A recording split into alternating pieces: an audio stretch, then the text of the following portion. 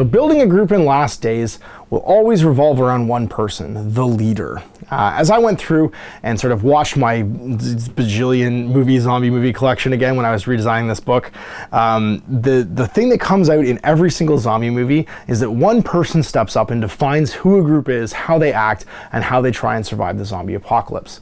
Now what's interesting is that every single one of the original 3 zombie movies, so Night of the Living Dead, Dawn of the Living Dead, Day of the Living Dead, and I say the original 3, I mean the original 3 Romero movies, because let's be honest, if you don't think those are the original 3 zombie movies, then you're wrong.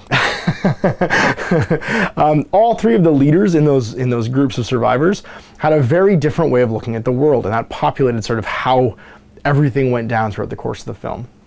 So in the first film, Night of the Living Dead, the leader was selfless. He put himself in harm's way, and it did so for people that didn't necessarily deserve it, people that disagreed with him, people that had very little in common with him, and actively worked against him throughout the course of the movie.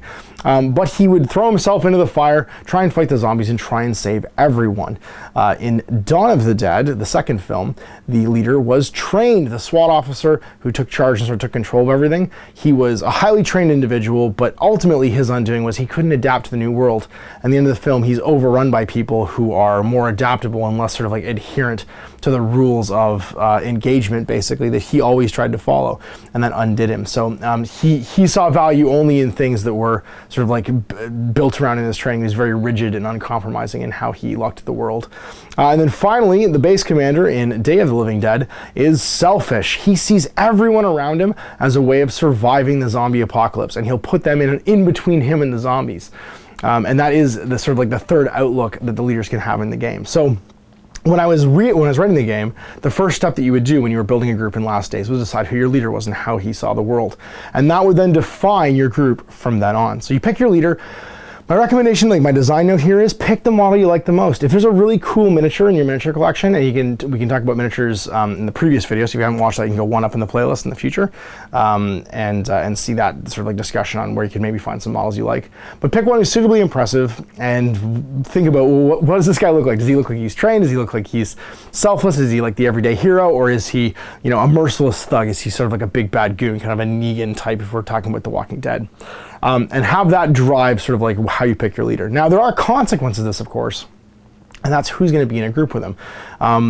So once you've picked your leader, you're going to have to be stuck basically with how that guy sees the world, and that's going to dictate who he surrounds himself with in the rest of your group. Now, the second thing you do, and the second thing that every zombie movie had in common, was they're always hiding out somewhere. There's a place they've chosen to defend to make their stand against the zombies. And that was the second thing you would choose when you were building your group, and that is your refuge. Now, your refuge will dictate a bunch of things. How big your group can be, how many people can fit inside that refuge. And of course, why did you pick this refuge? What advantage does it give you? So what built-in perks does it have? They're gonna help you to survive being attacked by the zombies. Now, once you've done so, there are some refuges there's a big list of refuges basically in the book. You're going to have your ability to then recruit the rest of the cast of characters that can come with you. So let's say you're in the gun shop. Obviously, the gun shop has a built-in armory.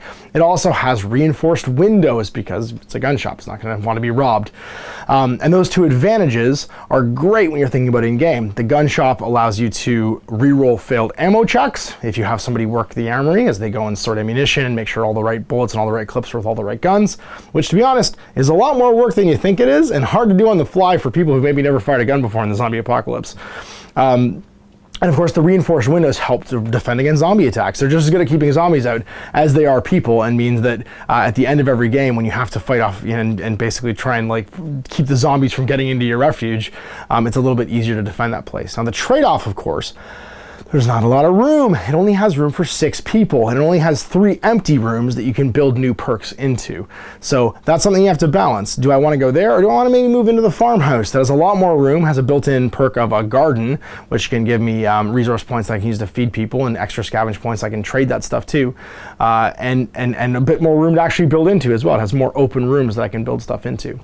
So you pick your leader, you pick your refuge, and once you've done that, then you recruit the rest of your cast of characters. And this is where the orientation, sort of the way that the leader sees the world, so is he selfish, selfless, or trained, is going to come into play in a big way.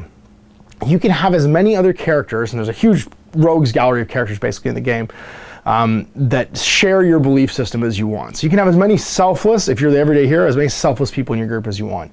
If you are the professional and you're trained, you can have as many trained individuals as you want. Half your group can also be made out of neutral characters. And neutral characters are characters who don't have a particularly strong set of feelings one way or the other, and they'll basically go along with what you say. The dog, for instance, doesn't, he's morally ambiguous. He doesn't really care whether you're selfish or selfless. He'll stick around if you just keep feeding him. Same with the kid. The kid just doesn't want to get eaten by zombies. And there's also a generic class called the Survivor. It doesn't start with any skills, very mundane, run-of-the-mill character, but he can fill in gaps in your group, basically. Each character also, of course, has to be equipped to survive the zombie apocalypse. I highly recommend you let the miniatures that you select dictate what people are carrying, as opposed to trying to pick what's best in the game. The game will end up being more fun and thematic if your models are all armed the way that they look, and of course, you'll get a better mix and variety of stuff, hopefully, as well. Now, this is the only time you can buy equipment for your characters. Your characters will come to the party basically equipped, and you have to buy at least one weapon for them to survive with, that they'll fight through the zombie apocalypse, unless they're like an animal, like a dog. They don't have to have a weapon because they can't have one. And throughout the course of the adventuring that they're going to have, they will find more equipment as they scavenge stuff. So there's a good chance that you're not going to start with a lot of advanced equipment because it's the beginning of the zombie apocalypse, or at least the beginning of this group's story, and they don't have lots of crazy weapons yet. Crazy weapons are things they'll have to find through going out, encountering other groups, and of course scavenging in the ruins of civilization. Now, you can always also have basically one outlier. It's 25% of your group, rounding down, can be made up of someone who has an opposite or different keyword than the leader. And that means that you'll have your Daryl Dixon. You'll have your, every zombie movie, and this is a thing that I found out sort of rewatching it, has a character who always argues with the leader. He sees the world in a different way, they see the world in a different way, because it's very often that you come into situations where you have to make a decision and you use your belief system to try and do it. So I wanted there to be an outlier, someone the leader would have to argue with, but also to mean that you could take some characters that might not agree with your boss and have them be in the game. Now, there are ways in the post-game to influence the belief systems of the other characters in your group, and that can shift the dynamic and allow you to accept new people into the group as well. Daryl Season 1 versus Daryl Season 8 in The Walking Dead, or I don't even know what season we're on for The Walking Dead now, where he's transformed, basically, and has a very different belief system than he did at the beginning. He's less selfish than he was at the start of the show, and he's become more of a selfless individual.